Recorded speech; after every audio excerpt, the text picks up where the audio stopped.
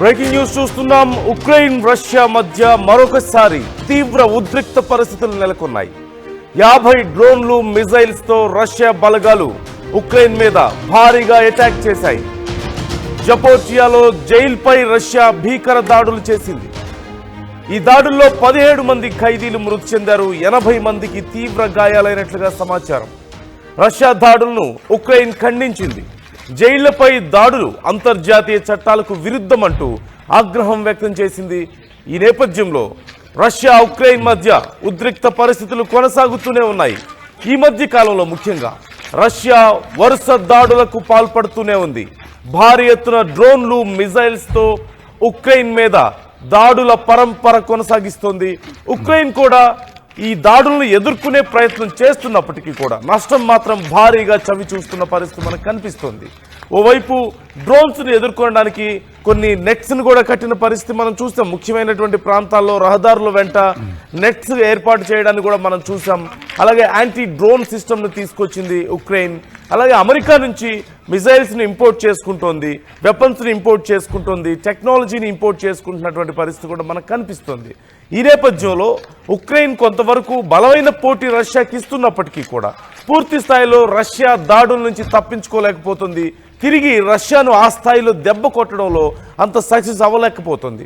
మరోవైపు మనం చూస్తున్నాం, అమెరికా ఈ మధ్య కాలంలోనే ఉక్రెయిన్కు ఆయుధాల ఎగుమతిని పునరుద్ధరించిన పరిస్థితి మనం చూసాం. గతంలో బైడెన్ ఉన్న సమయంలో ముఖ్యంగా ఉక్రెయిన్కు కనుక ఇలాగే ఆయుధాలను కొనసాగిస్తూ పోతే బైడెన్ ఉన్న సమయంలో ఉక్రెయిన్కు ఆయుధాలు పెద్ద ఎత్తున అందించింది, అమెరికా సపోర్ట్ అందించింది.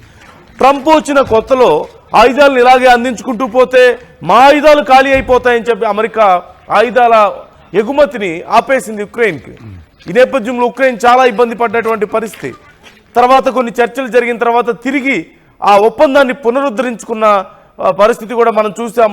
ఇప్పుడు ఉక్రెయిన్కు అమెరికా ఆయుధాలు అందుతుండడం కొంతవరకు కలిసి వచ్చే అంశం అయినప్పటికీ కూడా పూర్తి స్థాయిలో అది సరిపోవడం లేదు.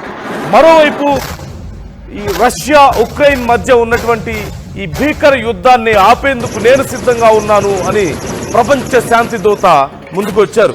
మరొకసారి అంటే ఇక్కడ మనం కేపాలనుకుంటాం శాంతి దూత, ప్రపంచ శాంతి దూత అంటే ఖచ్చితంగా కాదు. అమెరికా అధ్యక్షుడు డొనాల్డ్ ట్రంప్ ఆయన ఇప్పుడు ప్రపంచ శాంతి దూతగా మారే ప్రయత్నం చేస్తున్నారు.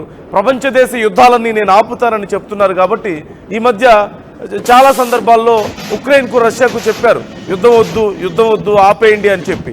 ఓ పక్క ఉక్రెయిన్కు ఆయుధాలు సప్లై చేస్తున్నారు. ఉక్రెయిన్ ఒకనొక సమయంలో ఆయన చాలా ఇబ్బంది పెట్టినటువంటి పరిస్థితి మనం చూసాం. మరోవైపు ఇరాన్ విషయంలో ఆయన వ్యవహరించినటువంటి తీరు మనం చూసాం. కానీ రష్యాకు ఉక్రెయిన్కు మాత్రం యుద్ధం ఆపండి అని చెప్తూ ఉంటారు. ఈ నేపథ్యంలో ఆయన చెప్పినటువంటి మాటలను రష్యా ఎప్పుడూ లెక్క చేయలేదు. అయితే రష్యాకు వార్నింగ్ కూడా ఇచ్చిన విషయం మనం చూసాం. అమెరికా ముఖ్యంగా డొనాల్డ్ ట్రంప్ 50 రోజుల సమయం ఇస్తున్నాను, ఈ 50 రోజుల సమయంలో రష్యా దారిలోకి వస్తే ఓకే, లేదంటే రష్యా సంగతి తేల్చేస్తా అంటున్నారు. అంటే రష్యాతో యుద్ధం చేస్తారా అంటే కాదు. ఆ పరిస్థితి ఖచ్చితంగా అమెరికా వెళ్ళదు, రష్యా కూడా అందుకు సిద్ధంగా ఉండదు అంత పెద్ద దేశాల మధ్య యుద్ధాన్ని. కాకపోతే నేను సుంకాలు విధిస్తాను. అమెరికా ఎప్పుడు చెప్పేది, ముఖ్యంగా ట్రంప్ ఎప్పుడు చెప్పేది ఏంటంటే బలమైన కత్తి నా దగ్గర ఒకటి ఉంది, అదే వ్యాపారం అనే బలమైన కత్తిని వాడి నేను యుద్ధాలన్నింటినీ కూడా ఆపేస్తాను అని చెప్తూ ఉంటారు. ఆయుధంగా దాన్ని మలుచుకున్నారు. ఈ నేపథ్యంలో రష్యా మీద నేను భారీగా సుంకాలు విధిస్తాను అంటున్నారు. ఒకవేళ దారికి రాకపోతే ఈ 50 రోజుల్లో తన మాట విని అమెరికా మాట విని ఉక్రెయిన్ మీద కనుక యుద్ధాన్ని ఆపకపోతే ఖచ్చితంగా నేను భారీగా సుంకాలు విధిస్తాను, 100% టారిఫ్లు విధిస్తాను అంటూ హెచ్చరించిన పరిస్థితి కూడా మనం చూసాం. కానీ రష్యా మాత్రం ఏమాత్రం పట్టించుకోవడం లేదు, కనీసం ట్రంప్ మాటల్ని లెక్క చేయడం లేదు. అఫ్కోర్స్ ఈ మధ్య కాలంలో ట్రంప్ మాటల్ని ప్రపంచ దేశాలు చాలా లెక్క చేయడం లేదు. ఈవెన్ చిన్న దేశాలు కూడా చివరికి ఇరాన్ మీద దాడి చేస్తే తిరిగి అమెరికా పోస్టుల మీద ఇరాన్ దాడి చేసింది. ఏం చేయగలిగారు?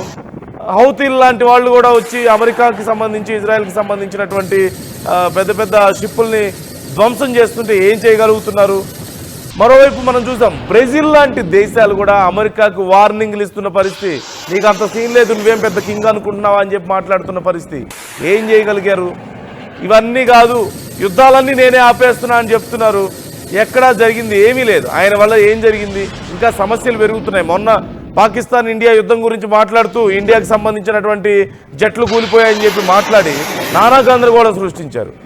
నేనే మొత్తం అంతా చేశానని చెప్పేశారు. తీరా చూస్తే ఆయన చెప్పిన తర్వాతనే అక్కడ ఇరాన్ వ్యవహరించినటువంటి తీరు మనం చూసాం. ఇరాన్ ఇజ్రాయెల్ విషయంలో, ఇక్కడ పాకిస్తాన్ ఇండియా విషయంలో పాకిస్తాన్ కాల్పుల విరమణకు పాల్పడ్డాన్ని మనం చూసాం. ఇలా ఎక్కడా కూడా ఆయన మాట వినడం లేదు. రష్యా విషయంలో కూడా అలాంటి ఆంక్షలే పెట్టారు. చిన్న చిన్న దేశాలే ఆయన మాట విన్నప్పుడు రష్యా వింటుందా ఆయన మాట? మరోవైపు ఇండియా మీద ఒత్తిడి తెచ్చే ప్రయత్నం కూడా చేస్తున్నారు. ఏమని, రష్యా నుంచి మీరు ఆయిల్ కొనుగోలు చేయడానికి వీల్లేదు, రష్యాకి ఆదాయం వస్తుంది మీరు ఆయిల్ కొనుగోలు చేయడం వల్ల అని చెప్పి మాట్లాడుతున్నారు. 80% పైగా ఆయిల్ ఇంపోర్ట్స్ ఇండియాకి అవసరం, బయట నుంచి ఇంపోర్ట్ చేసుకోవాల్సిందే. ఇండియాకి లేదు, ఎక్కడ కూడా ఆయిల్ నిల్వలు లేవు అంత భారీ ఎత్తున. 80% బయట నుంచి ఇంపోర్ట్ చేసుకోవాల్సిన పరిస్థితుల్లో అత్యంత పెద్ద దిగుమతిదారుడిగా ఉన్నటువంటి ఇండియాని రష్యా వదులుకుంటుందా? లేదు.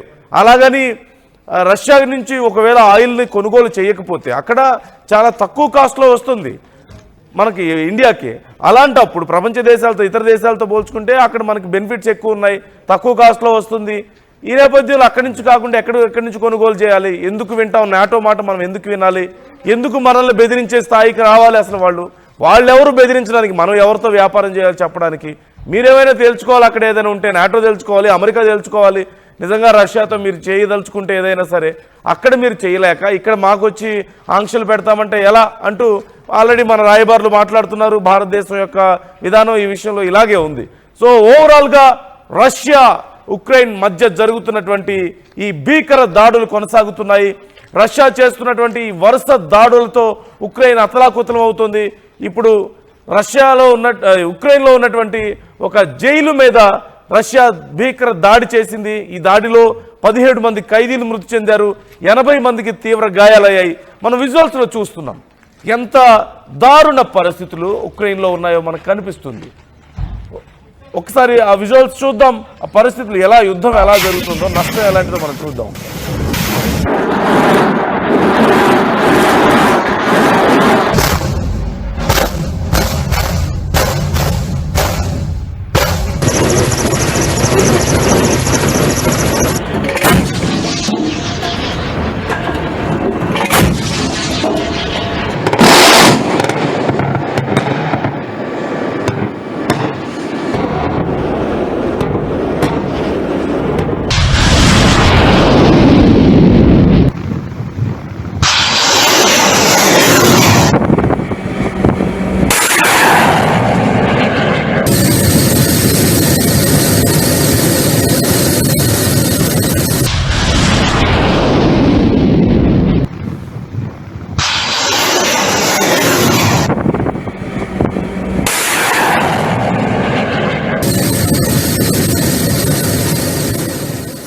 ఏ క్షణంలో ఎక్కడి నుంచి ఏ మిజైల్ వస్తుందో తెలియక, ఏ క్షణంలో ఎక్కడి నుంచి ఏ డ్రోన్ అటాక్ జరుగుతుందో తెలియక ఉక్రెయిన్లో పరిస్థితి చాలా ఉద్రిక్తంగా మారింది.